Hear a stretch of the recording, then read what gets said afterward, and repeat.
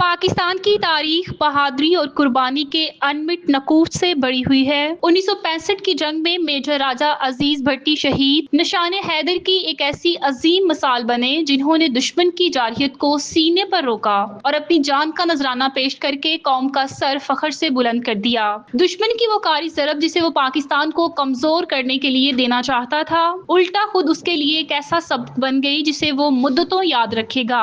واگا sector کے برقی محاذ پر تعینات میجر عزیز بھٹی نے نہ صرف دفاع کو منظم کیا بلکہ دشمن کے شدید حملوں کا ڈٹ کر مقابلہ کیا۔ بھاری توپ خانے اور بختر بند دستوں کی مدد کے باوجود دشمن کو مسلسل 5 دن تک پسپا کیا گیا۔ آپ نے اپنی جان کی پرواہ کیے بغیر دفاعی لائن پر ڈٹے رہتے ہوئے BRB نہر پر دشمن کو آگے بڑھنے سے روکا اور پل پر قابض بھارتی فوجیوں کو دھکیل کر پیچھے ہٹنے پر مجبور کیا۔ 12 ستمبر 1965 کو میجر عزیز بھٹی خود محاذ جنگ پر دشمن کی نقل و حرکت پر نظر رکھے ہوئے تھے اور براہ راست گولہ باری کی رہنمائی کر رہے تھے، جس کے نتیجے میں دشمن کے ٹینک تباہ ہوئے۔